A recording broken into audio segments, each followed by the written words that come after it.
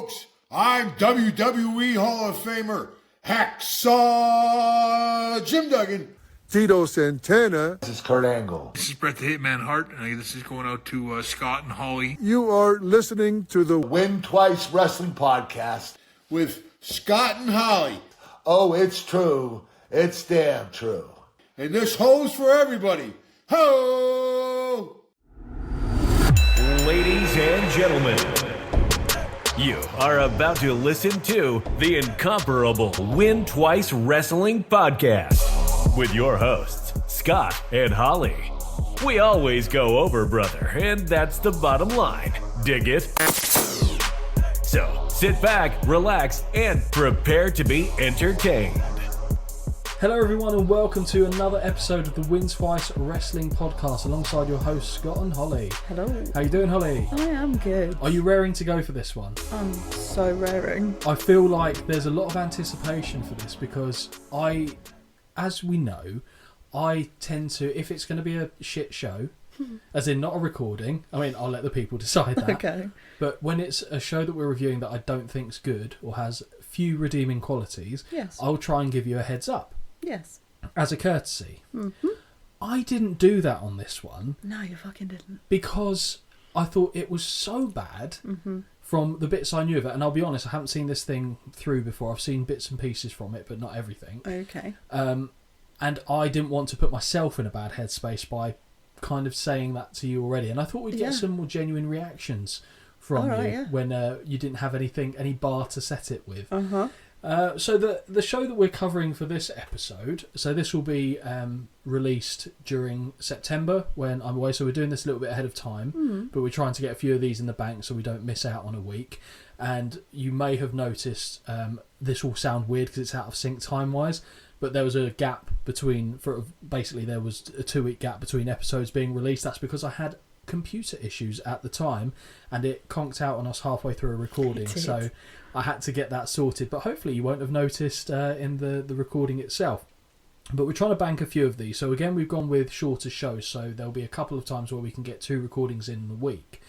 And we already covered the first ever episode of this show. We're now going on to the second, and that show in question, Holly, is the WWF Saturday Night's Main Event from the 5th of October 1985. Yes. So again, taking us back to the early days of around WrestleMania 1, this obviously took place after that event, getting us refamiliarised with some of the characters. Oh, and I'm so glad to see some of them again. From the era. Not all of them. No, some of them I'm really happy to see again. Yes, and others less so, shall we say. So the date for this event was it was done on the 3rd of October 1985, but it aired on the 5th. The venue was the Meadowlands Arena in East Rutherford, New Jersey. Attendance on the night was 8,000, and you could actually see in the arena, there was, in the top bowl specifically, there were quite a few spare seats. But the atmosphere was still very good, I'll give it credit. How? But yeah.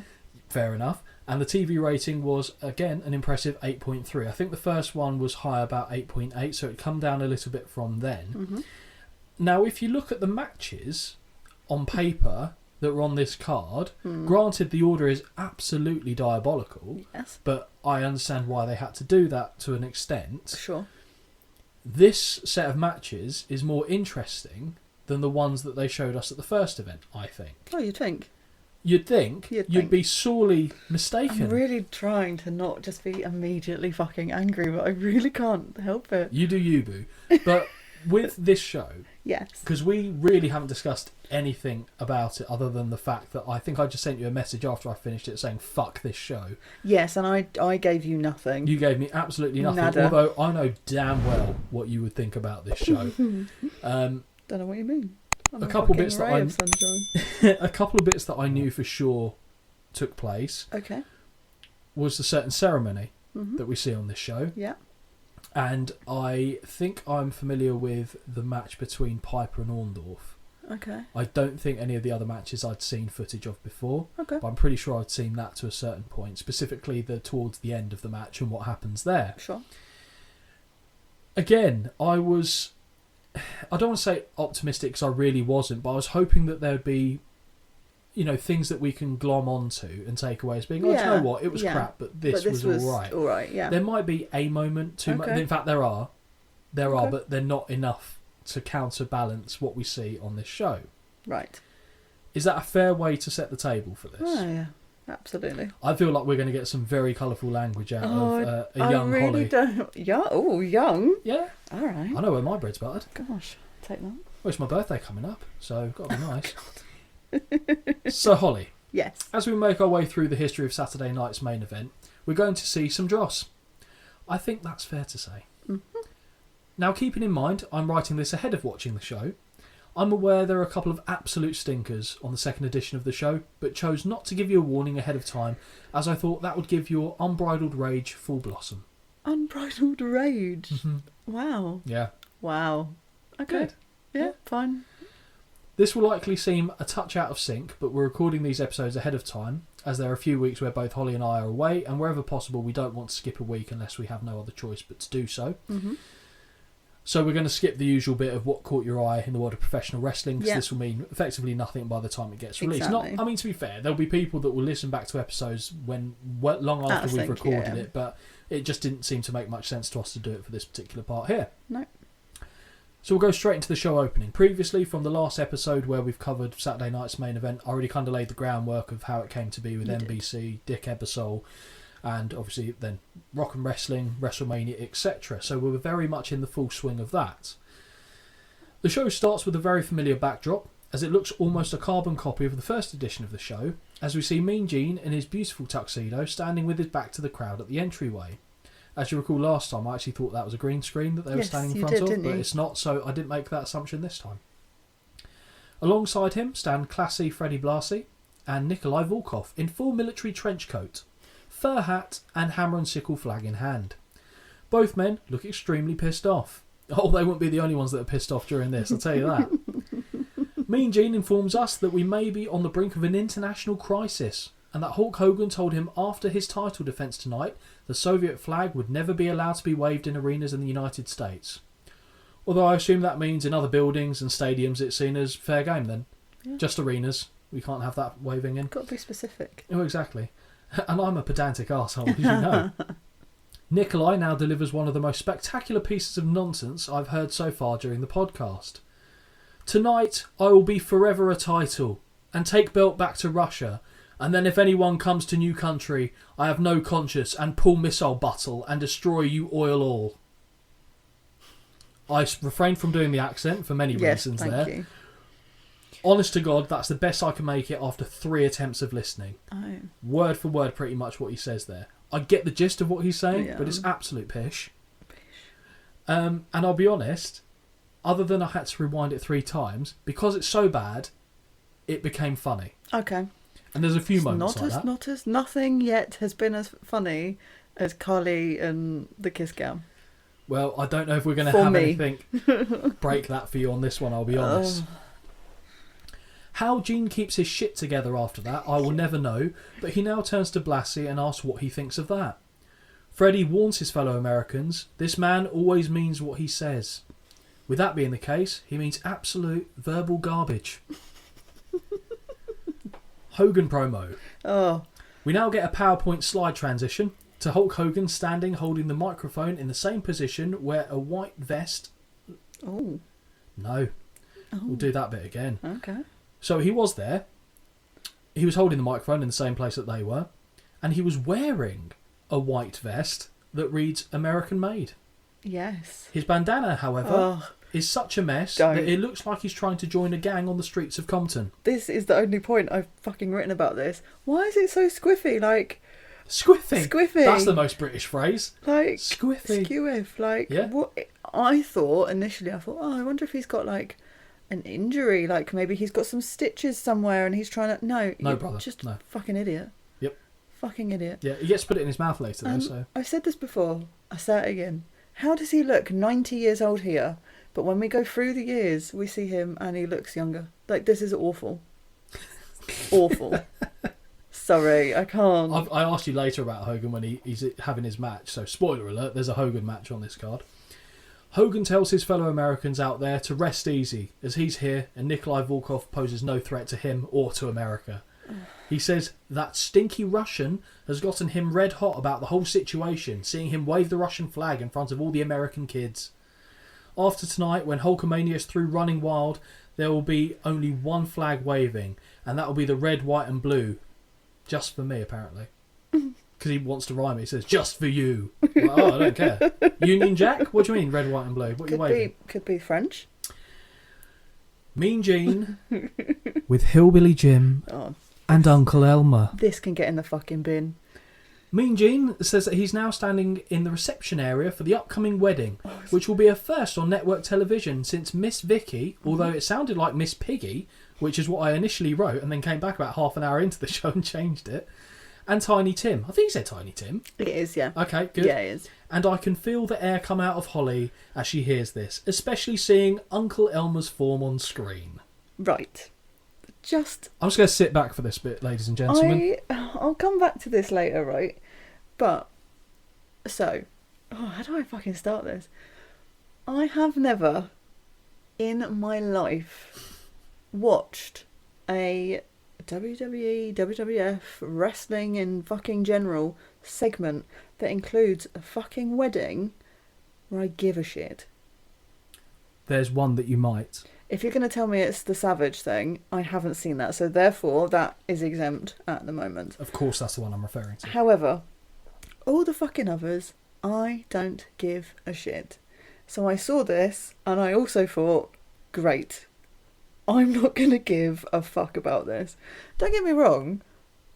Deep down, I'm a little bit of a romantic. She's a softie. I am. But this is not the one. This is not the one. Well, okay, so on that one, we'll end the episode here, I think, because Lovely, I'll cool, be honest, thanks. I'm it off. doesn't get any better. Best Man Hillbilly Jim says that he hopes everything is ready, as first Uncle Elmer is going to wrestle. Great. I can now hear Holly boo. Then he's going to get married. Those boos have gotten louder. And then it's going to be a big old reception party. She's asleep. Too angry for fucking sleeping. Passed out with rage. Mean Gene lies to their faces by saying it sounds like a good time before asking Uncle Elmer if he's nervous. Elmer says he's a man on a mission of love, but is quickly interrupted by Piper, and he immediately makes me laugh by saying, "You're on a mission, brother. If you were a mission, you'd be the launching pad. Look at this guy. You think she's getting any kind of bumps in the basement?" It's so ridiculous. I thought that was fucking excellent by Piper. It is funny. As Piper continues to insult Elmer, the music grows louder and louder to drown him out before we get the Saturday night's main event video introduction, which is still lovely and oh so 80s. Now for me, you're about to see or listen to the highlight of the whole entire thing for me. And this is it. Live in the arena, the voice of Vince McMahon. Well, I didn't know you were such a big fan of Vince. Oh, it's coming, don't you worry. I bet it is. The voice of Vince McMahon welcomes us to the Meadowlands Arena in the shadow of New York City and tells us that we will see the first defence of Greg the Hammer Valentine and Brutus the Barber Beefcake, although it's not yet the Barber, as they look to defend their tag titles against Tony Garea and Leaping Lanny Poffo. Cool. Vince has a thing about not liking to say they're in New Jersey and will always instead make a reference to being near or adjacent to New York instead. New Jersey just doesn't have the same allure and pageantry of the Big Apple, but he will I've never heard him say New Jersey. So weird. It's always, it's basically New York. Well, it's not though, is it? Well, no. We will also see Paul Orndorff test his skills against Rowdy Roddy Piper, as well as Andre the Giant teaming up with Tony Atlas against King Kong Omelette and Big John Studd. Yay, can't fucking wait. Vince now tells us that we will see something a little different, as Uncle Elmer will be getting married. Just kill me. As angry as Holly just got for all of that, her heart is now happy as the camera pans over to the violet suit wearing Jesse the Body Ventura. Yeah. Now, Holly, talk me through this outfit and specifically those black and yellow sunglasses he has on, please. I fucking love Jesse, we know this. That outfit is spectacular. But the glasses upset me a little bit because they don't go with the rest of this outfit. They're shite. I feel like They are shite. I feel like he's forgotten the ones that he's meant to have with them and just put those on instead. I'm going to be presumptuous here. So you've got a segment in each one of your shows. Right. Shall we just kick that into touch now? Or do you want to save it to the end? Hang on, let me scroll and see if I actually mention anyone else. I did mention other people. Okay, fine. We'll leave it to the end.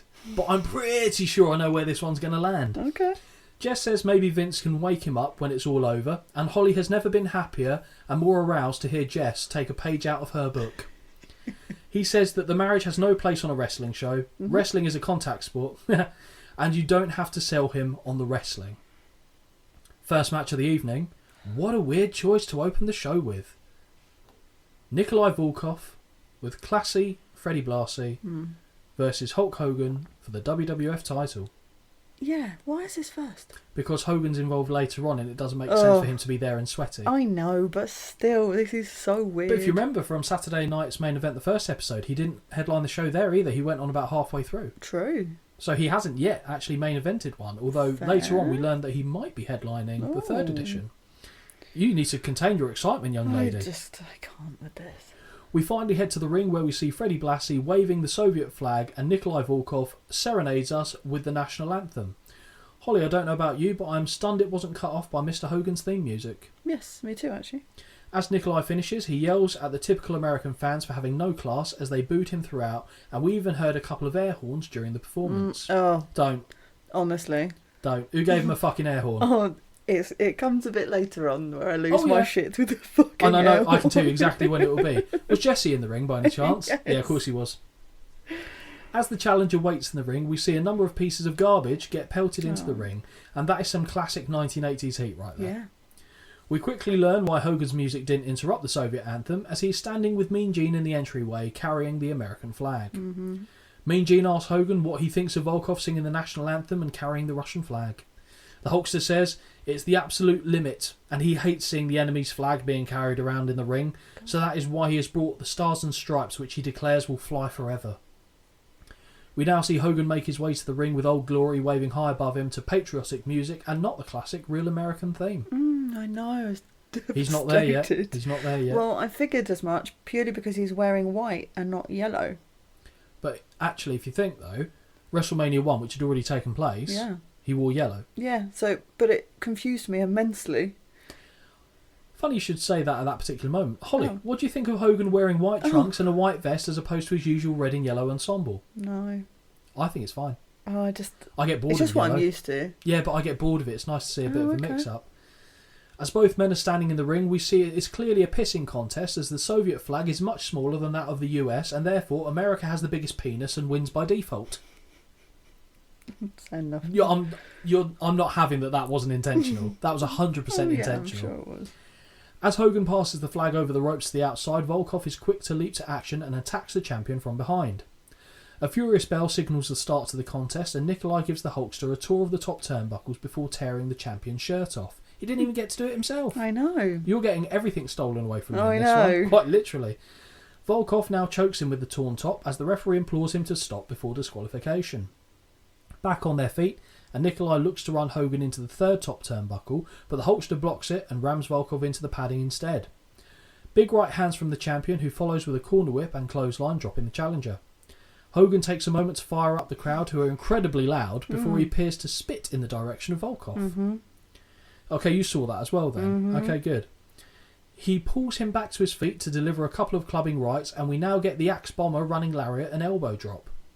More pandering to the crowd from Hogan, who delivers 2 headbutts to Volkov before a right hand puts him to the canvas.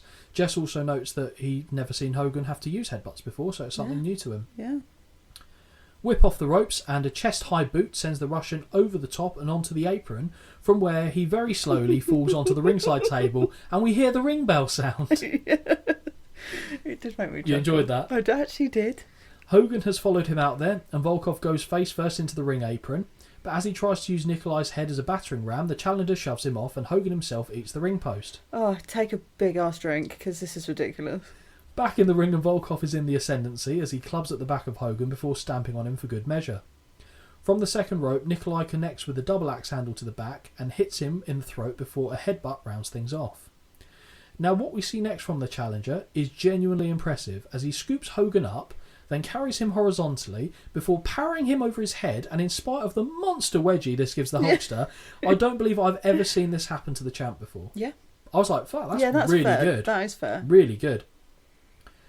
A few times, by the way, it auto-corrected Volkov to Volvo. So if I ever say Volvo at some point... Okay. Although here it looks like it says vol-au-vent. Oh, I fucking love Oh, a I love a vol-au-vent. vol-au-vent. What would you have in a vol-au-vent? Mushroom. Oh, okay. A creamy mushroom vol-au-vent. Oh, Okay, so do you know, God. this is weird, but in primary school, I remember as one of the... What like, the fuck posh are you? Oh, hang on. Vol-au-vents in primary Hang school. on. Fucking hell. Okay, so oftentimes they'd have a meat of choice, and if I didn't Right. like the meat, and for like any veggie kids, although vegetarianism didn't feel like a thing when I was a kid personally, Okay. they had to do a veggie option, and it was Yeah. vol-au-vent with grated cheese in, and that sounds really underwhelming. Basic. But I tell you what, and I've never had it since, and it excites me the thought of it. I'm like salivating a little bit.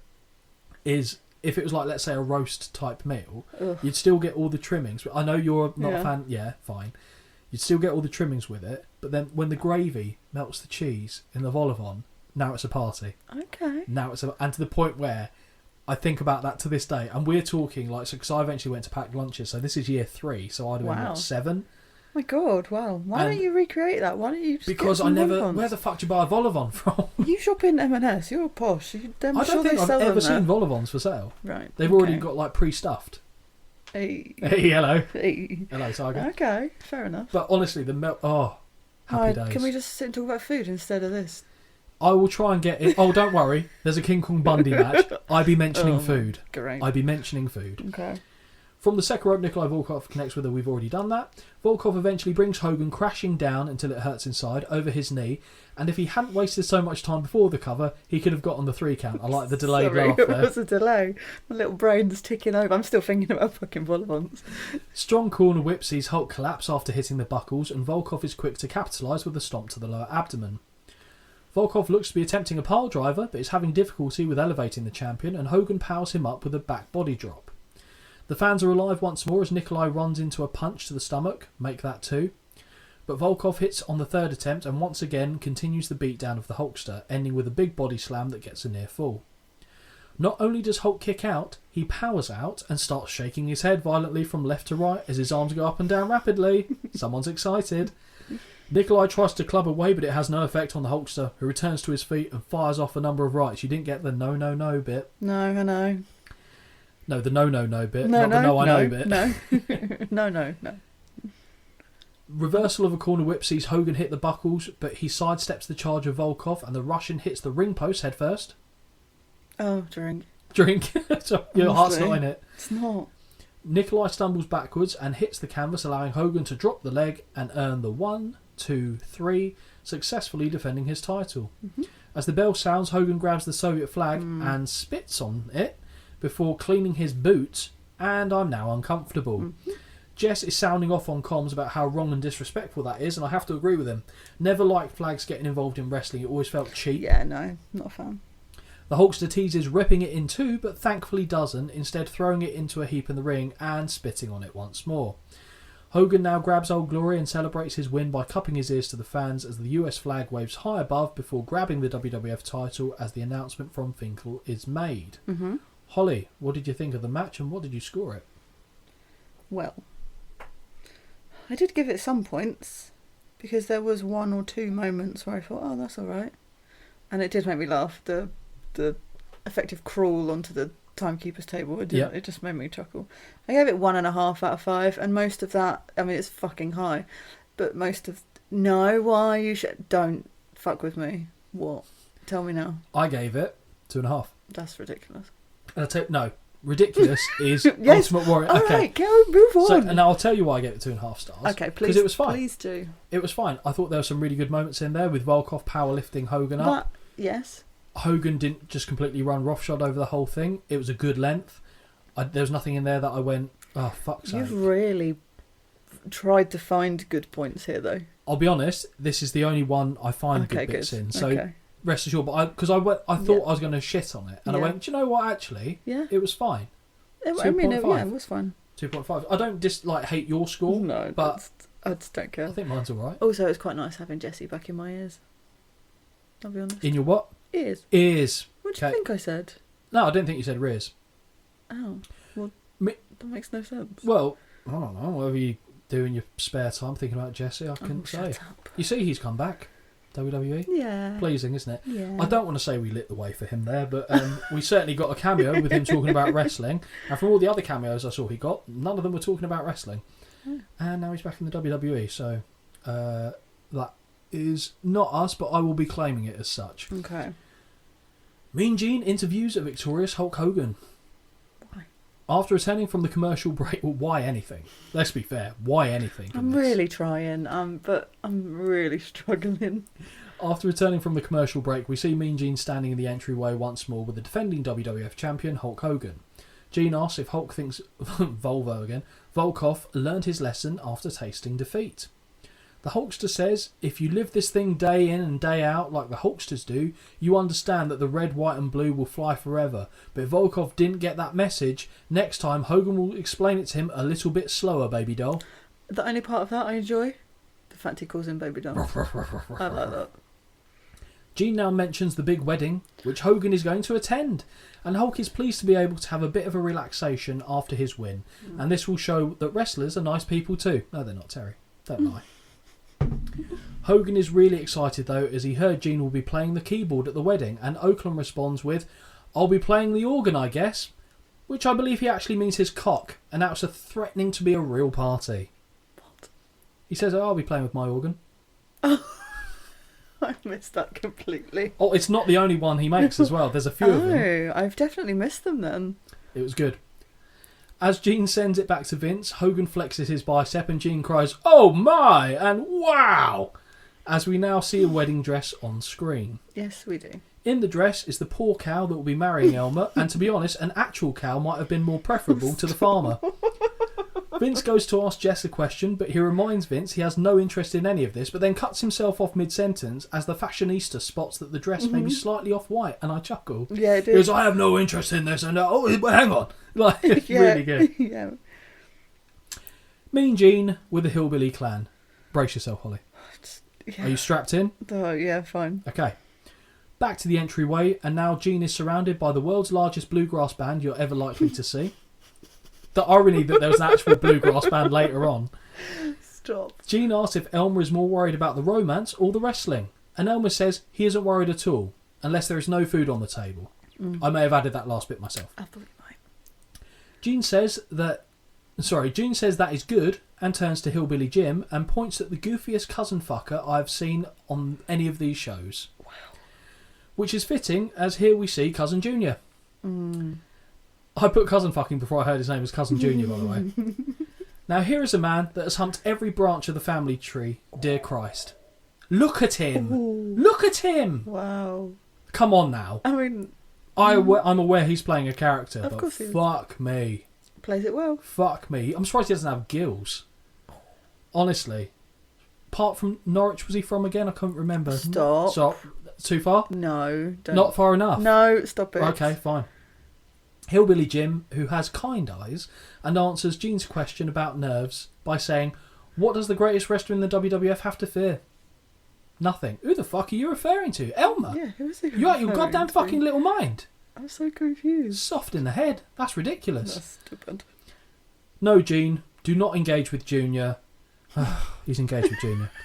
He asks Junior if he'll be dancing tonight, and Junior confirms that sadly this will be the case like always. Gentleman Jerry Valiant versus Uncle Elmer. You're right there, do you need to pick up the pieces? No, sorry. That's really tickled me. With Hillbilly Jim and Cousin Junior. And then he put Cousin Fucker as well. We now go back to the ring, and a dad from the crowd has come in full kit wanker mode, as he's wearing a singlet and a ring jacket. No, sorry, I'm told this is Gentleman Jerry Valiant. As Uncle Elmer and the Dungaree duo make their way to the ring, the sheer size of Elmer is almost overwhelming. Sorry, I can't. Oh, gosh. You're actually crying? Oh, funny. I don't Funny actually know fucker. what got you there. Just the whole fucking thing. Brilliant. Oh, right, okay, I'm back in the room. We're good. They hit the ring, and They hit the ring, and the man who has been kicked in the head by a horse more times than he has had hot meals starts dancing with no shoes. Now they do-si-do, and I no longer know what wrestling is. So shit. so shit. Jim hugs Elmer for good luck and takes his leave, allowing Valiant to charge at the Big Farmer, only to be body slammed hard. The big lump clambers on top, and in spite of Valiant still very much trying to, he's unable to shift the form of Elmer off of him, and the ref counts 3. If Full Kit Wanker can't get him off, I don't fancy his wife's chances in the sack when they consummate the marriage later on. Valiant cannot believe he has lost, and Elmer hugs his entourage in celebration. Good. Vince on comm says that this has to be some kind of record, and moments later Finkel confirms this has set a new record for the WWF as the fall took only 6 seconds. Jess is quick to call out the previous record, which stood at 9 seconds and was held by King Kong Bundy. Remember that, Holly? Mm-hmm. Sure. WrestleMania 1? No? Okay. No, I do, actually, because I remember Googling it and being like, actually, Well, it was. okay, let's carry on. More shite dancing unfolds in the ring, but we are now shown a video package. Holly, what did you score this match? And if the answer is 0 stars, that's the only acceptable answer, and you are correct. Of course it's fucking nothing. 0 stars! What do you think? This is utter fucking shit. No. So what you really think? Honestly, this is one of... I'm trying to think of others, but this might be my least... It's not even saying least favourite. This is just the worst thing I've fucking seen. It's an absolute fucking joke. Absolute joke. I'm glad I brought a little bit of levity with the humorous comments there, but it was awful. Fucking stupid. The video package I was referring to is the entirety of that WrestleMania 1 match with King Kong Bundy. Mm-hmm. So speaking of the former record, we see the entirety of that match as King Kong Bundy crushed SD Jones at WrestleMania 1. To be clear, that was much longer than 9 seconds. Yes, it was. Yes. Mean Gene with Elmer et al. Gene asks Elmer what he thinks of setting the record, and the big lad says, "You know what? He should have never taken his gosh dang coat off if he wasn't planning on staying." God. Mean Gene tries to pop the crew as he asks Elmer if he plans on breaking another record later on, and the dumb goof that he is, Elmer says he doesn't know, but he'll try. It's so bad that it's funny. That's what I'm saying. Oh, God. Even the shit episodes give us something. As we go back to the voice of Vince McMahon, we see Arnold Schwarzenegger sat in the crowd, and we're informed that he has been enjoying the festivities. Is well, he? that makes someone. Is he? That makes one person. Really? We now go to a special segment, We do. and it's called The Body Shop. Yeah. We now go to a segment known as The Body Shop, and Holly, I had no idea that Jess was the man behind the UK retail outlet. Yep. Although the one thing that signifies that it's a body shop is they've got those jacks that carry the weights of things. Yeah. That's the only... Oh, because then he's got nothing to do with cars. What are we talking about?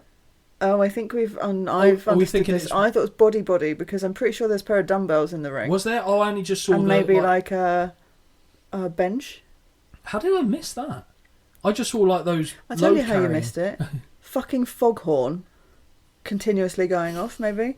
I'm really sorry. I've literally done nothing but swear, and it's very unbecoming, keep it going. of me. But that's what I meant by a body shop, because it's Jesse the Body.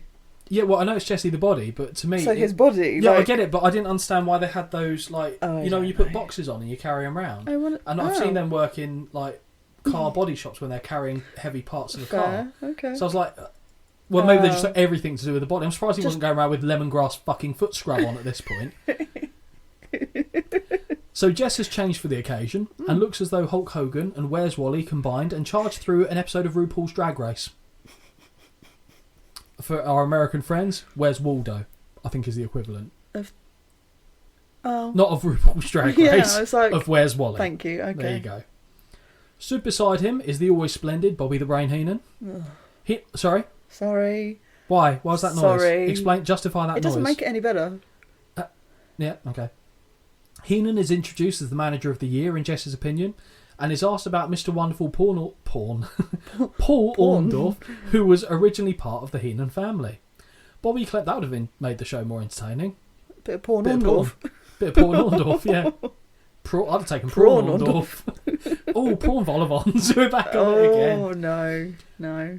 Bobby claims that he made Orndorff a star and brought all of his abilities to the surface, and that it was true. Mr. Wonderful fired him on TV only because he knew Heenan was going to give him the heave-ho 30 seconds down the road. Jess asks about the bounty that Heenan put on Orndorff, and Bobby confirms he did. What? He did, as Mr. Wonderful wanted him out of wrestling, so the Brain returned the favour.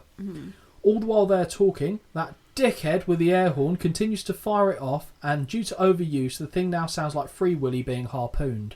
Honestly. the amount of things we've... so shit. Yep. The amount of things we fucking watched where people are allowed shit like this. Not even people in the crowd. Fucking whistles. All of this bullshit. How's Bill Alfonso getting bullets here? I don't care. But it's so irritating. How is someone getting into a venue with a freaking air horn? I associate that with more the UK crowd as well in the 90s where you'd get air horns, but it never became too obnoxious, whereas this was just obnoxious. This was irritating. I'm sticking with obnoxious. It was horrendous. So really annoying. pissed me all off. I wanted to do was watch Jessie, listen to Jessie, and all I can hear is this irritating fucking sound in my ears. This little cunt just blowing his fucking air horn. I'm not That's gonna to go say what that you far. wanted to say. Jess asks Heenan why he decided to up the bounty from 25k to 50k. The brain says that it's hard to get some people to do anything for 25k. I'd do it. I'd do it. I'd do it. I'd do it. I've been kicked in the head more times than cousin fucker. And he wants this job doing. And he'd be thrilled to hand over the money to Roddy Piper should he be successful in his efforts later on. Sure. Heenan says Orndorff is not an intelligent man, but if he wanted some advice, he should take his shoes and trunks off, throw them in the ring, and just retire. Naked? Porn Orndorff. Porn Orndorff. There's a shirt. Porn Yeah, Orndorff. Porn we're getting that. Orndorff. Mean Gene interviews Mr. Wonderful. Back in the familiar surroundings of the entryway, Mean Gene is now stood beside Paul Orndorff, who just heard what took place on the body shop. Mr. Wonderful says that Heenan is the one that started all of this, and that Piper has no chance of beating him, as any man with a dress around his waist isn't man enough to get the bounty on his head.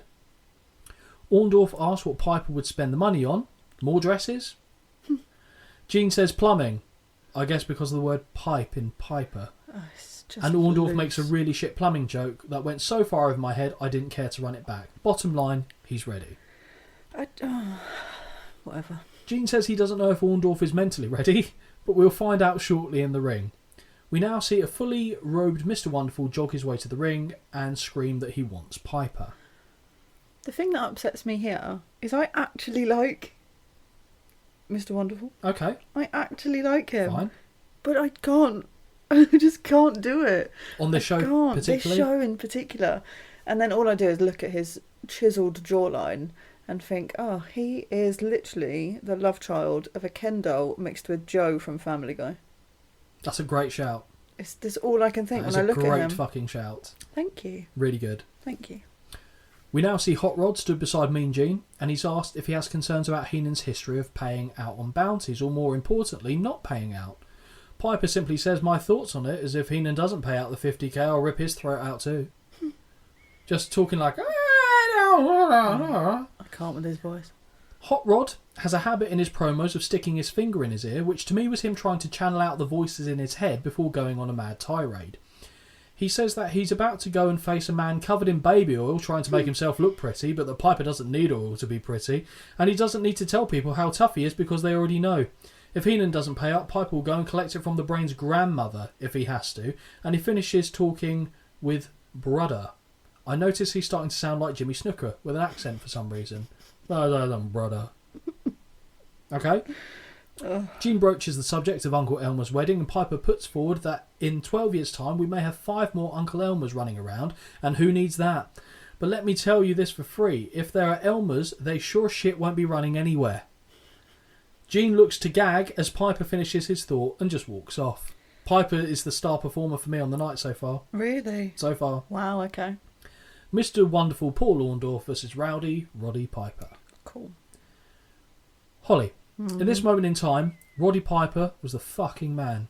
We've spoken about how cool Razor Ramon was in the mid-90s and how cool Shawn and Diesel thought they were, but I defy you to find me a man that oozes more natural charisma and coolness in 1985 in the world of professional wrestling than Rowdy Roddy Piper. He comes across natural, like, don't get me wrong, he would do the shouty promos as well, but the best promo work on the night so far by a mile is Piper just talking. It's not a lot to compare it to, though. It's not, but as he was coming to the ring and the way he's carrying himself and everything, I'm just like, he's a cool guy. Okay. He is a cool guy. The bagpipes and drums play Hot Rod to the ring, and he walks with such a natural arrogance that you can't help but get invested one way or the other for me. As the marching band encircle the ring, Heenan has returned with his hands on the briefcase full of money as he calls for Piper's attention, and we head to a commercial break. When we return, we see Piper enter the ring and make a run at Orndorff, and I can't help but be frustrated that they're both wearing blue trunks. I'm so glad you mentioned that. Which I know must have been a tough one for you as well, Holly. Why? Like, just someone in wardrobe here. I know they both look different, stature-wise, but... But Piper always wore blue, so for me this is an Orndorff thing. Yeah, fine. He even came out in a blue robe. One of them just have different colour pants, please. For me, Orndorff and make it white. Porndorff. Or red, yeah. Of course. Porn Orndorff. Mr. Bumderful. Porn Orndorff. The two men begin trading wild blows as the opening bell sounds, which Mr. Wonderful starts to get the better of. Piper eats the top buckle before being whipped into the opposite corner, but he rebounds out and levels Orndorff with a clothesline. As the camera pans down, we can see the rubbish that has been thrown into the ring by the fans. Big running punt to the top of the head from Hot Rod, and he continues by driving the back of Orndorff's head into the canvas by holding onto his hair. Back to their feet, and Mr. Wonderful blocks a right hand and delivers a series of his own, but Piper won't give up and swings back. Orndorff now tackles Hot Rod to the canvas and unloads with a series of crushing left forearms before biting him as the ref is shouting the count at both men. I had no fucking clue what was going on at that point. I was like, oh, okay. Cheeky pash there. They briefly return to their feet before they tackle each other to the canvas once more, and whilst this is far from pretty, it makes sense that a fight between these two men who hate each other would look this gritty. Okay. Logically, it makes sense. You wouldn't be going, true. oh, hip toss, arm drag, top wrist lock. You'd be like, I want to punch you in the face and tackle you to the ground. Okay. They continue to roll for position until Piper grabs Orndorff by the eyes from his back. Jess calls this a street fight, and he isn't far off in the traditional sense. DDT from Piper connects, and we have our first pro wrestling move of the match. A running stamp to the face of Mr. Wonderful, and a following right sends him through the ropes into the apron, from where Piper kicks him to the floor. On the outside, Piper drives Orndorff face first into the table, but misses with a chair. He looks to plant his face on the table one more time, but Orndorff reverses, and it is Hot Rod who eats the wood, not once, but twice. Piper rolls back to the inside, and Mr. Wonderful tosses a chair into the ring, but climbs the buckles and connects with a double axe handle to the top of the head, causing Piper to stanky leg his way around the ring. Very good. Big back suplex, which Jess incorrectly calls as the first wrestling move of the contest. Come on, Jess, get with the fucking programme. Orndorff is fueling himself off the crowd and hits Piper twice, but the wily Scotsman simply pokes him calmly in the eye. Now, we know I'm not a fan of eye rakes or eye pokes, nor are you, Holly, to be fair. Boring. But Hot Rod is allowed to do it like this. He's the Is he sunglass your inside. exception? Okay. Yeah, just him going Okay. like that. Fine. Do you know who does that now these days? Randy Orton. Oh, your facial expression changed there. Randy Orton does the exact same. And you're Piper okay with eye it, yeah? poke. I don't mind it because no one else does it. Yeah. But he doesn't do it as good as Piper. Well. But I'm not angry about it. We know the move that Randy Orton does that annoys me, which we don't need to go over again at this point. Where we go here. Big running knee lift by Piper, but both men are knocked down to the canvas after they collide in the middle of the ring. Mm-hmm. Hot Rod recovers first and he crawls over to Orndorff, who he claws away at. Back to his feet, and Piper looks for a running splash, but Mr. Wonderful has the knees up, much to the delight of the crowd. Big clubbing arm by Orndorff, and he nearly knocks the ref flying as he hits the ropes and connects with a running crossbody that sends both men over the top and to the outside. Mm-hmm. Decent. Yeah. The wild brawl continues as the two men trade right hands. Piper picks up a chair and carelessly swings it at Orndorff, who manages to move out of the way. The ref continues his count as the two men battle towards the commentary position, and Orndorff smacks Hot Rod's head off the concrete floor. The bell has sounded. This one is over as a result of a double count-out. They crawl under the scaffold setup that has Vince and Jess sat calling the action, and the cameras follow them backstage, where we see Piper shut himself in a locker room as Orndorff pounds away on the door. Holly, what were your thoughts on this one? What were the scores? I gave it 2 out of 5 because it's better than the one I saw before, marginally. But I don't care. I'm not invested, and I like Mr. Wonderful, but also for me, it kind of the way it finished as well. I'm not a fan. It's not the worst ending of the night. Oh, I'm well aware. So I gave it 2 stars as well. So I didn't think it was quite as good as the Hogan-Volkov match. Oh yeah, because you scored that higher, didn't you? Even though like I said, the grittiness of the match made sense. Yeah. It's not my type of match. No. So that's why I gave it 2 stars. But it's perfectly serviceable. Yeah. And again, we've seen the best 2 matches, arguably. Well, we'll see. I can't remember what I scored the last one, to be fair. Are you ready for this one? I'm ready. As ready as you'll ever be. Yeah. We're now at the wedding ceremony, Holly. You love a wedding. At least your shoes didn't melt in this one. I do love a wedding. Not a wrestling wedding.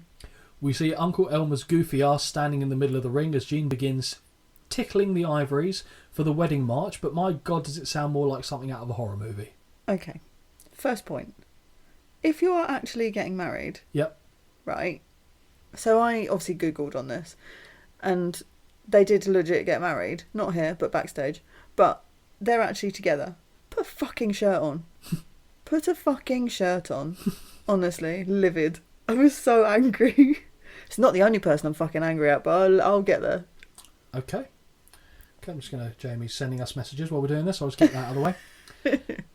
Elmer is wearing a short sleeve shirt under his overalls and has a tie slapped on, which feels like polishing a dog turd to me. That is also not a shirt. A short sleeve shirt to get married. It's a short sleeve... What? Short sleeve shirt to get At married. least he had sleeves. Some of the other fuckers didn't have sleeves there. Someone only had pants on. Yeah. Go on, Andre. Oh. The soon-to-be Mrs. Elmer, who I'm still unaware of her actual name. Oh no, Jess mentions her name is Joyce. Yeah, my grandma's name. Oh, very nice. Yeah. Makes her way to the ring. This wasn't your grandma? Not that I'm aware of, no. She did fucking like wrestling, so wouldn't have been surprised. Not that much. I don't think there's a limit. Does anyone? There's a fucking limit. She makes her way to the ring as her excessive trail is being carried by two young girls. The pink stairs that have been erected by the ring lead the way for the bride, and Hogan and Andre stood either side to stand on the bottom rope and raise the middle for Joyce to step in the squared circle. Andre's in his pants. I'm so angry. Hogan's in a sleeveless tuxedo shirt and dicky bow It's so and a funny. weightlifting belt. What the fuck was he expecting to kick off? Honestly, that Hogan's outfit for me was so funny. Like, it was on character. He's in the running, I'll tell you. But then all I do is look left and go, why the fuck is Andre there? But you know, he got paid extra to be in that wedding ceremony Love that. section. He got paid main event money Love that. to just do that. Yeah, fucking absolutely. Get what you can. Obviously he didn't have time after this to get changed for his match, so he's just there in his fucking pants. Yeah. Fucking piss take. Brilliant. So if I got married and someone turned up in pants and wrestling boots, you ain't coming in. Oh. I mean, you're safe. I'm very much so single, so it's fine. I was going to say, but what if... Okay, how about this? What if? Okay. Let's say we were getting married and I was at the art and I'm wearing just, like, wrestling gear. No. No? No. Well, okay. No. That changes things then for me. What about a Seth Rollins-esque attire? Yeah, fine. Brilliant. Here for it. I could get... Yeah, okay. Fucking I could 100% pull that off. Okay. Right. Vince says that she appears to be hesitating, having seen Hogan and Andre, and then looked back at Elmer, but he cuts his thoughts short as he mentions the cute girls carrying the trail. The Master of Ceremonies begins the service, and I now notice that to complete the cast of Misfits, we see Lou Albano. Oh, yeah. Jess makes a joke about Elmer supporting Joyce, but he doesn't know how she can support him. Elmer can't even follow the lines he's being given, as instead of to respect and to love, he says to expect and love. And Jess shouts, "Expect what?" on commentary. Jess is a gift in this. Isn't he just? The guy can't read and now he can't hear either. At this moment, something hits the canvas and bounces back up, knocking the veil sharply. I have no clue what that was, and Jess laughs, saying it's a sign from the heavens. Mm-hmm. When it comes time to exchange the rings, Jess asks, is it fingers or noses? Jesus. Jess asks, oh no, we've done that. Big Man really struggles to get the ring on her finger, and she actually looks in pain at certain points as he hand-fists his way through forcing it over the knuckle. I give you this, I can't hear you. This absolutely breaks Jess on commentary, and Vince asks him to stop. When the minister asks if there are any objections, Elmer points over his shoulder, and now we see Hot Rod with a mic, making his way to the ring. Piper says there's no room for romance in wrestling, and he objects. I celebrated, and I couldn't agree more with him. Yeah. There is no place for a wedding during a wrestling match, but I wasn't aware there was a match taking place, if I'm honest. But though, I mean, to be fair, Andre was ready for shit to go down. Piper says the whole wedding stinks. I put the Who wedding, because I didn't realise he was in fucking The Grinch. The whole wedding stinks, and Hogan steps between the ropes to warn Hot Rod, who turns and walks backstage, having made a scene. Mm-hmm. The minister now pronounces them man and wife, and the husband and wife share a disturbingly long kiss. Yeah, it was a bit longer than I'd like. She maybe has a bit of barbecue sauce just in the corner of her mouth, and he was like... Licking that one. Yeah, lick it. Well, let's see where else she puts it later on. They make their way to leave the ring, and Elmer exits over the top rope before raising his arms in the air in celebration, and Vince shouts, "You did it, Elmer!" from commentary. Story time. Okay. You kind of already answered this, but Holly, did you know that this was a real wedding? Stanley Fraser, aka Uncle Elmer, and real-life girlfriend Joyce got married during the recording of the second edition of Saturday Night's Main Event on NBC. Yes, it was filmed as an angle, but the marriage was real, and the story never went anywhere beyond that. Elmer stuck around in the Federation until shortly after WrestleMania 2 before leaving the company. Sadly, 6 years later, on 1st of July 1992, Stanley would pass away as a result of kidney failure, which was brought on by his diabetes and weight-related issues. And I also saw that Joyce actually passed away in 2004, 2006, so she's now no longer with us as well. I thought it was strange because I would have just assumed it was an absolute sham. Yeah. The whole way through. Well, so because that all the surprised others me. I think we've seen since of then course. have been. But yeah, I googled and it was like they actually got married again backstage, like legit. But I don't know, like I understand the angle because... What a woman, by the way. I see, yeah, I know. Because I understand, like, they said that this was the first time there'd been a wedding on TV since 1968, I think. So I get it. And also, I suppose you're trying to pull in... It's a Saturday night. You're trying to pull in more people. The casual viewers. Let's pull in some, let's throw a bit of romance in there and see who we can get. But no thanks. Yeah, it depends what kind of romance you want to see, really. Not this. No, I agree. Yeah. I mean, I would have happily had it not there at all, personally. Yes. I'm with Roddy Piper on that. Cut the show down by 20 minutes. Oh, And get rid of this. absolutely. Oh, and actually cut it down by another half an hour for all the other shite that is entailed with all of this. So what you Let's just basically not have a saying- show. There it is. Yeah. That you've nailed it. We go back to the reception We see the reception area has been made up to look like a makeshift barn with piglets and chickens loose around the room. Jess says that he can see the friends and family arrived early. Holly, ever fancied having a wedding reception in a barnyard with loose animals? No. Don't invite your family then. Hey! Come on! Yeah, fucking wrong. Sorry, had to be done. It's okay. I'm I can well take aware it. that every single member of your family could probably kick my ass. Mean Gene interviews Heenan, Bundy and Studd. Gene says that you couldn't help but be moved by the ceremony, but Heenan says he will tell him later what moved instead. Heenan calls Gene piano keys and asks him what he was doing beating on his organ like that. Oh, I see. Gene says he asked the questions around here and puts it to the group what they have against Andre the Giant. Studd shouts that he's the original Giant of Wrestling and Bundy is the second, which makes Andre the third. Bundy says that Andre has been running roughshod for a long time and it's about time it was brought to an end. He ain't been fucking running nowhere. No, exactly. Studd begins shouting again, saying Andre has said he slammed him, but nobody can slam him, and reminds Andre that he was the man that cut his hair.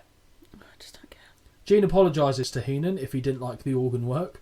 The Brain says, here on NBC they have the big peacock. Well, in a few minutes you're about to see a £500 turkey go down. Good line, Heenan. Very good line. I'll give him that. That was funny. Andre heads to the ring. Oh. After we come back from the commercial break, Andre the Giant and Tony Atlas are making their way to the ring, and Vince can't help but sing the praises of the Giant. Jess agrees, but caveats that Studd and Bundy have already bettered Andre in the past at the Maple Leaf Gardens, and we're now shown footage of what Jess is referring to. With Studd lying his weight on Andre's legs, Bundy continues to hit the ropes and splash the Giant, with even Heenan trying to assist the Omelette in getting momentum off the cables. Mm-hmm. Time for the match. Yay, can't wait. King Kong Spud and Big John Studd. No. Oh, it's because... Oh, that's brilliant! King Kong Spud and Big John Studd. That's it. Wow. With Bobby Heenan versus Andre the Giant and Tony Atlas with Lou Albano. Cool. I'll be perfectly upfront with you on this one, Holly. I'm not expecting a masterpiece. No, me neither. Andre and Bundy look to start off, and it's scary that Egoland looks as small as he does against the Giants. Yeah. Bundy goes to tie up, but Andre has him by the throat and looks panicked as he's being marched towards the ropes. Mm-hmm. From one choke to another, Andre is now choking Bundy from behind in the middle of the ring. With Bundy backed into the corner, the Giant drives his thick frame backwards to crush him against the buckles before returning to choke the quiche with his singlet strap. In a bizarre move, Andre grabs both Bundy's head and his own partner's head under his arms and delivers a double noggin knocker. Now, I enjoy a double noggin knocker, but why are you using your partner's head? Because apparently Tony Atlas can withstand it. He must be Samoan or something. God. Thankfully, Atlas is unfazed and is tagged into the contest. The two men tie up and Atlas finds himself whipped off the ropes and back elbowed to the canvas, but he's alert and rolls free of the elbow drop attempt that follows. Mm-hmm. Leaping headbutt by Atlas, you'll notice a theme of these, and Bundy staggers into his own corner, allowing Stud to tag in. The big man grabs a headlock but is shoved to the ropes. On his return, he shoulder tackles Atlas to the canvas. However, his second attempt sees Tony impressively leapfrog him and then hit a leaping headbutt on the second pass. I'll give the leapfrog its due. That was very good. I'll be honest, not to spoil the score for this match, all the points, or lack thereof, Tony Atlas is the one that gets them. 100%. A couple of right hands and another headbutt by Atlas, who looks for a body slam, but they are too close to the ropes and Stud simply holds on. Although you can tell from the power of Tony, he could have body slammed him easily. For sure. Stud hits a couple of strikes in the corner, but finds his whip off the ropes reversed. Atlas looks for a drop kick, but Stud hangs onto the ropes, causing him to miss. He also narrowly avoids Andre's attempt at grabbing his hair. Now, Andre and Stud genuinely didn't like each other. Okay. Stud was scared of Andre. Really? And the reason, I think what it all stemmed from is I think Andre thought Stud was a bit too arrogant, and he didn't like the fact that Stud used to come into the ring over the ropes. That was his thing. Yeah, Andre was the giant, and to him that was him. Although I noticed he was at the wedding when Elmer went over the top rope. I noticed that as well. So there's a lot of heat between these two, and John Stud eventually left the company because he was like, I think he's going to try and kill me. Wow. Elbow drop by the big man, who now stamps away on Atlas before taking a run at Andre, who meets him with a meaty headbutt. Meanwhile, Bundy has hit the ring and connects with a running splash on Atlas. Stud returns to stomping on Atlas, but it doesn't prevent him from making the tag to Andre. The giant thinks about stepping over the ropes, but pauses, and the two giants lock eyes. When he does enter the ring, notably by the second rope, he slowly walks Stud down, who backs off looking concerned. When they do meet, it's an awkward tussle to the ropes, where Andre opens with some rights to the kidneys. A big headbutt and chop follows before the giant returns to his choking ways. Whip and big boot sends Stud to the outside, and Andre didn't look like he was going to fall over, so that's good. Yeah. Allowing Bundy to blindside the giant in the ring. King Kong Flan works over the sternum of Andre, focusing on the weakened area, while Stud runs Atlas back first into the ring post on the outside. Drink. With both heels in the ring, Andre finds himself in the corner, and Flambe hits a weak running splash before Stud joins in on the fun. A double noggin knocker from the giant only marginally slows them down, but the crowd erupt as Hulk Hogan has run to the ring. Worth noting, by the way, the ref has thrown this match out, as Hulk, still wearing his sleeveless shirt and dicky bow from the wedding, is throwing strikes at both Stud and Bundy. Oh dear. Yeah. The heels begin to get overwhelmed and take their leave as we head to a commercial break. Holly, what did you think of that match? I thought it was shit. You would be correct. I gave it 1 out of 5, and that is for the leapfrog. And actually, anything else that Atlas did, I enjoyed. 0.5 stars? Honestly. My reasoning is exactly the same. Thank God it wasn't that long. Well, exactly. I knew it was going to end in a schmoz finish as well. Schmoz? Schmoz, yeah. Oh, fancy. As we come back from the commercial, Mean Gene in the ring now as we return and ask Hulk Hogan what compelled him to come to the ring. The Hulkster says that he came to the ring because Andre and Atlas were the clear winners of the match and to prevent them from taking a beating unjustly. Mean Gene says that there is a lot more going down, but Hogan says that there is, but they don't want to tell us what it is right now and they just leave. Okay, that's weird. The only thing I took from that was actually looking at Tony Atlas. I know he's jacked. Yeah, he's a freak. But his traps are so big. He like, has no neck. It's like two heads coming out of his shoulders. It's so weird. Like, I knew he was jacked before, but when you properly look, because I obviously wasn't listening to Hulk, so I was like, bloody hell, that's ridiculous. Yeah, really good. I'll be honest, Holly. Oh. This next segment, yeah, I love, and I'm so sorry. Cool. I'm so sorry. We're now taken to an incredibly surreal video package where a tiger-striped Jeep looks to have pulled in front of a forest and out steps Jungle Gene Okerlund, who's dressed like Richard Attenborough from Jurassic Park. He says he's here to study the world's most cunning and elusive creature. It isn't Bigfoot. It isn't the Loch Ness Monster. And it isn't Judge Crater. Who's Judge Crater? I don't fucking know. On August the 6th, 1930, start that again. Who's Judge Crater? On August the 6th, 1930, New York Supreme Court Judge Joseph Force Crater vanished on the streets of Manhattan near Times Square. The dapper 41-year-old's disappearance launched a massive investigation that captivated the nation, earning Crater the title of the missingest man in New York. News of Crater's disappearance broke on September 3rd, triggering a dramatic manhunt and investigation. The missing judge's suspicious behaviour in the days leading up to his disappearance spawned rampant speculation that he had fled the country with a mistress or been a victim of foul play. His sensational story captured so much media attention that the phrase "pulling a crater" briefly entered the public vernacular as a synonym for going AWOL. Comedians, meanwhile, seized upon the unsolved case as fodder for their stand-up routines, using the line "Judge Crater, call your office" as a standard gag. At his wife's request, Joseph Force Crater was declared legally dead in 1939. In 2005, New York police revealed that new evidence had emerged in the case of the city's missingest man. A woman who had died earlier that year had left a handwritten note in which she claimed that her husband and several other men, including a police officer, had murdered Crater and buried his body beneath a section of the Coney Island boardwalk. That site had been excavated during the construction of the New York Aquarium in the 1950s, long before technology existed to detect and identify human remains. As a result, the question of whether Judge Crater sleeps with the fishes remains a mystery. Oh, okay. There's a problem with that story. It's more fucking interesting than the whole entire programme we're How watching. fucking interesting is that? Yeah. I know, because I was like, who the hell's Judge Crater? So I had to look it up. Because if there's a yeah, reference that I is don't interesting. get. That's far more interesting than the wrestling. So yeah, he was put in as the Supreme Court judge, Wow. and he made a claim that he was going to crack down on organised crime. Oh, and then all of a sudden, poof. Disappears. Wow. There you go. Thank you for that. You're welcome. That's the story that I told my missus, That and is she was like, "That's interesting. really interesting." Yeah, that is. So now we get the reference of Judge Crater, and I'm sure, some of our American listeners might be familiar with that, but I assume a lot of the UK side of things, and maybe international Not audience, Scooby. wouldn't have had a clue. So hopefully, I've shed some light on it for you. But back to the video package. Gene is referring to George the Animal Steel and goes to try and find him in the wild. And by the wild, he means Detroit Zoo. I know Detroit's rough, but holy shit, that's a bold claim. He does find him. George is staring at the camels, shouting, "Yes, George, that's a camel," Gene says as he closes in. We now see footage of what happened at the end of... Sorry. It's alright, Sorry. scared the shit out of me. Sorry. We now see sorry. footage of what happened at the end of SNME Episode 1, where Steele was turned on by his tag partner Sheik and Volkov, which you'll Yes, remember. I do.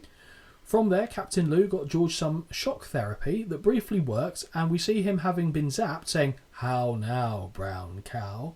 before he relapses. Back at the zoo, and Gene asks George to take him to see some of the other animals. Mm-hmm. Gene points out the elephant Maximus, aka the elephant, and he notices that it is of the Asiatic variety. George then mimics an elephant. They then see a tiger, and Gene asks George what type of tiger it is. What type of tiger is it? George says, "Detroit." And Gene thinks he might be right, as the Detroit Tigers have been very sleepy this season. Baseball gag. Yeah. We then see Bobby Heenan's face photoshopped onto a lemur after it's commented on as looking halfway between a monkey and a weasel. All we hear George says, "Good tail." Thanks, George. Now we This find did make me laugh. that this is everything. This bit is tremendous. This gave. Now we find the two at the hippo enclosure, where George says, "Bundy." And Gene agrees that their training regimes are similar, as well as a physical resemblance. Yeah.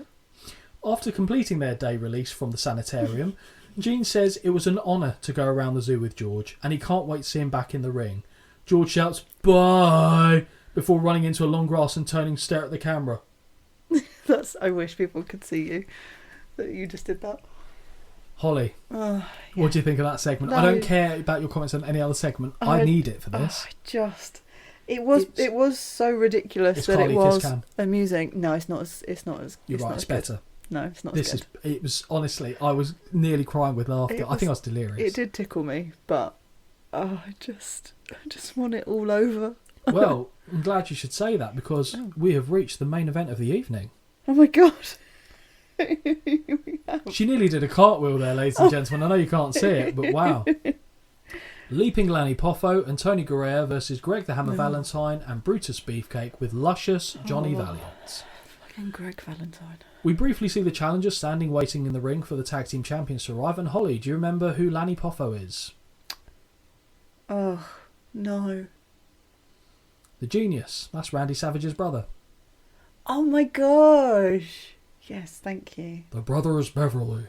Love that. Before they do head to ringside, we see the tag champs and their manager with Gene Okerlund in the entryway. Mm-hmm.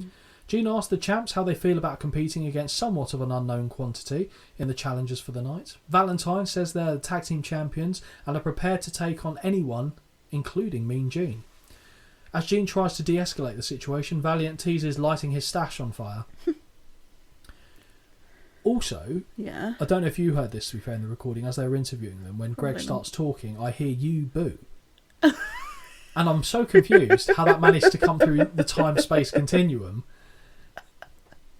I thought we'd seen the back of him. I'm sorry. I'm sure was a lovely person. I don't know. I've seen enough of him to last me a lifetime. Gene mentions the former tag team champions, the US Express, and takes us back to footage of the Not Barber attacking Barry Windham's eyes with a foreign object. Mm-hmm. As we return, Gene sends us to a commercial break. Once that bit of business is done, all four men are stood in the ring and the match is underway. Leaping Lanny does have a very similar physique to that of his brother, and he's the man to square off against the Hammer to start things off. They briefly lock up and break. The second lock-up sees Valentine quickly strike with a forearm and chop down on the back of the neck. A flurry of strikes leads to a snapmare takedown and then a side headlock takedown from the Hammer. In a very creative escape, Lanny bridges up, marches into a handstand and rolls out the back for a hammerlock. Love that. Yeah, really good. Love that. We see the US Express sat at ringside cheering on the challengers, and Windham is in pirate cosplay, I assume because of the heinous attack to his eye. Shot to the midsection by the Hammer, who body slams Poffo and makes the tag to Brutus. Valentine restrains Poffo, but he kicks Beefcake to the gut and strikes away at the Hammer. Hip toss for Brutus and a drop kick in short order. Body slam by Poffo, who leaps to the top rope and takes flight with a moonsault in 1985 in the WWF. Fuck off, what? Yep. Mm-hmm. See, I'm someone who's regularly shat on the Genius, but do you know what? On a card like this, thank you, Lanny. Thank you. He hooks the leg, but the Hammer breaks up the pin. Brutus offload. There's no way Brutus could have been allowed to kick out that either, because that's so spectacular for what anything they've seen. Yeah. Where we go, he hooks the leg, Hammer breaks up the fall, and then Brutus offloads with some strikes before taking Lanny back to the corner and bringing the Hammer back into the fold. Double team drives Poffo back first into the buckles, but he tries to crawl his way to his own corner, but is cut off. Lanny tries to crescent kick his way free, but is still dragged back into the corner of the champs, and Brutus is now the legal man. Delayed big body slam by Beefcake only gets a 1, and Lanny springs into life and leaps to tag in Tony Garea. Garea, a former tag team champion in his own right, and he would later become an agent for WWF behind the scenes, opens up with strikes. He whips Brutus into the buckles and hip tosses him back out. Drop kick for Brutus and 1 for the Hammer. Running crossbody to Brutus gets a near fall. Garea misjudges a corner charge and runs right into a back elbow from Beefcake and takes a fall like a man who's just stubbed his toe and then slipped on a toy car. I was getting vibes from Home Alone. Okay, yeah, where he steps and then goes straight on his back. Valentine now tagged in, and he hits a running elbow drop before signalling for the figure 4 leg lock. The hold is fully applied, and with nowhere to go, Tony is forced to verbally submit, and the tag champions have retained their crown. Mm-hmm. The bell sounds, and the hold is not broken. Lanny runs in, but is met by Brutus, who just dumps him to the outside before focusing his energy on stamping away at Garea. Now content with the damage they have done, the champions raise their titles high into the air. I haven't written a star rating for this one, but I can give it 1 based off what I saw, but I'll pass over to you. What did you think of the match? What did you score it? 2 out of 5. 2 out of 5. And yeah, I don't feel like actually I can not say any reason why not. It's just, it was alright. Yeah. And actually there were some moves in there.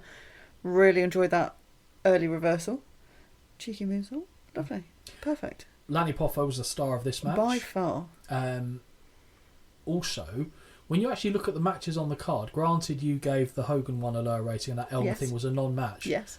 The matches weren't horrendous. They shouldn't have been on paper. But the Andre one was really bad, actually. I take that back. The Elmer one I don't include as a match when I should, and the Andre match was crap. But the other ones, how many were there? 3 outside of that? Fine. Okay. But the overall show really, really suffered. But we're not done yet. It's not finished. We are not done yet. Calm down. We're now, Too excited. Holly, at the wedding reception. Brilliant. Oh, fuck me. Here I was thinking the show was finished, but no, we are in the barn to see Uncle Elmer's wedding celebration. Mean Gene says that after commercial break, we'll see what the reception has to offer. As we return, Vince and Jess have joined a table with Hogan and Mr. Wonderful, and God help me, Jess is the star of the piece once more. He brings this home. This is honestly ridiculous. Don't need anyone else for this. I don't know about you, Holly, but to me, this is his best gear of the night. Yeah. Leather jacket, ridiculous hat, and red shades. Yeah.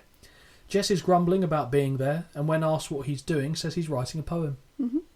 Vince asks Hogan what he thought of the wedding, and as Hulk answers, Jess is still pissing and moaning the whole time about the state of the food. It's so good. It's so good. It's so good. And in my head, I couldn't work out if Hogan and Wonderful actually genuinely get annoyed by it. Orndorff does, I think. It's so 'Cause you can funny. tell Hogan can just power through, whereas Orndorff, you can tell it's actually putting me off a bit It's so here. funny. Orndorff is then asked the same question, and Jess continues to moan, saying that if it wasn't for the contract, he wouldn't be here at all. Jess tells Vince that he dressed down for this affair and went with the Keith Richards look of comfortably wasted. Yeah, fair. Gene is standing at another table where Captain Lou is sat with Cousin Fucker, and Lou tells Gene that he's teaching Cousin how to eat. But let me tell you this, nobody needs to tell that tubby bitch how to eat. He knows how to eat. Oh, of course he does. But, I like the logic behind it. Always eat with the left hand. Keep the so right hand your right clean. hand's clean to meet people with. Captain Lou continues to prattle on about etiquette, and Gene rightly walks off to leaping Lanny Poffo, who didn't have time to change, so he sat there in his pants, and he takes the microphone to recite a poem of his own. So fucking stupid. I was going to write the poem down so I could recount it for you, but I just had to put, as soon as I went to pause, so I went to listen to it, and then I was going to rewind it and write it down. But I hadn't hit pause quick enough as Gene starts tapping the glass with the fork, and it shatters. Shatters. And I know he's just acting, but the reaction for him funny. looked genuine, and that was good. Yeah, it was funny. But also my request for if I ever get married, if I ever have a wedding reception, no one needs to see nipples at a wedding reception. He just sat there in his pants. Okay, well I was going to say, whatever you do at your wedding, I mean, that's your call really, isn't it? So, yeah, he goes for I was going to write it down. Cutlery shattered, and he genuinely looked like he pooped himself a bit, which made me laugh. Gene now brings in the best man, Hillbilly Jim, although he nearly says groom, and then he apologises for it, and asks him for about the 20th time on the night his thoughts on the wedding, and I couldn't get less of a fuck if I tried. Hillbilly, I'm sure you're a nice man, you have kind eyes. I do not need to hear your fucking no opinion to this. There's no opinion. Stop asking him for his opinion on this thing where he's got no opinion. I love how angry you are about it. It's so funny. Fucking shit. Specifically asking him Yeah. the same question every time. Anyway, I'm fine. Thankfully, Jim decides to give a toast instead. Although I still don't care. Mean Gene, or put Merrin Gene, now welcomes us to his very close long-time personal friend, Tiny Tim, who looks all kinds of troubled. He looks like a children's entertainer that is legally not allowed to be within 100 yards of schools. I said I felt like I need to be on something to understand this. The man goes to give advice on marriage right after admitting his own did not work out, and he hands Elmer a ukulele as a wedding gift. Elmer says he loves it, which is the first time he's nailed one of his lines. Better late than never, I guess. Before the actual bluegrass band can begin to play, Jess strolls up to take centre stage and now regales us with a poem of his own. This is everything. There is always a place in life for love, a place for the lily, a place for the dove. There is always a time in life to care, a time to cuddle, a time to share. Yes, a time and place for everything, a place to dance and a time to sing. Now I've seen your dance and I've heard your song, and I must tell you that this is wrong, that wrestling is a deadly dance and is no partner to romance, and shame on those who ever did mix wrestling and romance just for these hicks. So good.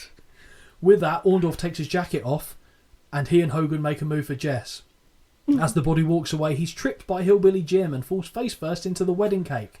This makes it the second time a Saturday night's main event has ended with a person falling in cake. Thank you. Must be... See, I'll be honest, the comedy in this part was actually better, way better than it was far, at Cyndi Lauper's. far. But the cake shit from that one was better than the cake Yeah. shit from this one, because Yeah. Moolah falling on a fucking That was pancake. actually hilarious. Brilliant. It must have been in like an NBC contract. You've got to You have have a cake to fall in full. cake. Yep. After we return from commercial, we see Vince announce that Heenan has accepted the terms for a very special tag team match between Bundy and Studd against Hulk Hogan and Andre the Giant. Hogan says, imagine how wild Hulkamania can run with an extra 500 pounds of meat stood in his corner. Vince then confirms that this match, imagine Andre going, I'm just meat. Cool. Thanks. Brilliant. No wonder he turned on him going into WrestleMania 3. Vince then confirms that this match will headline the very next Saturday night's main event, and we head to a final commercial. Yes. As we return, Vince says he hopes everyone has enjoyed the festivities, and he welcomes everyone to join them for the next Saturday night's main event in 1 month's time. Oh, do we have to? As he walks off screen and the credits roll, we see Elmer dancing with his bride, and all the wedding guests join in with the dancing. Oh, it's great. It is, as much as I hated the wedding shit, Yes. there was a bit of humour in that final segment. Yes, thank God. And knowing that obviously Elmer died about 6 years after this, Yeah, and his that's- wife passed away, that that's nice sad. moment where they just have a little kiss at the end, weirdly, Yeah. pulls on the old No, heartstrings. it does. It does hit you in the feels a little bit, but I fully agree with Jesse. Has no place in wrestling. No. I agree. A cheeky bit of romance, fine, but not actual wedding.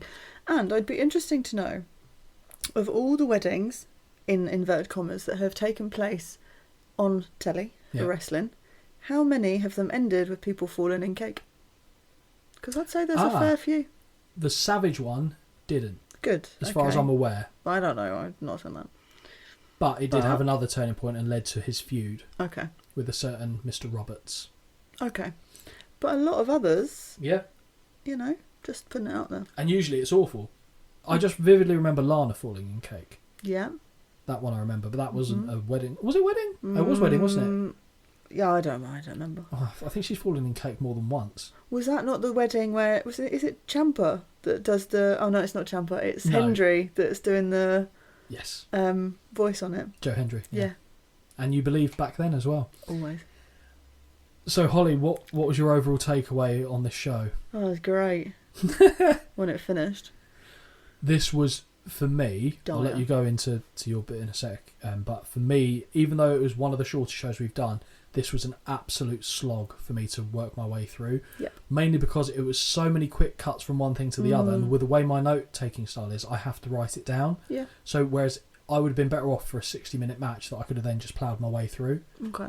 this didn't allow for that. No. And it felt, I'll be honest, I really enjoyed this recording, which lessens the blow on actually having to watch it, because that was the first time it felt painful to me. Yeah. Okay. Fair. It was shit.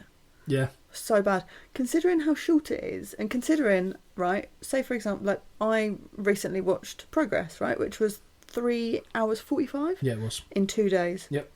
This took me 2 days, Mhm. and it's an hour. Yep. Like An hour and 6, but yes. yes. Yeah. So yeah, I gave it a 1.25 out of 10.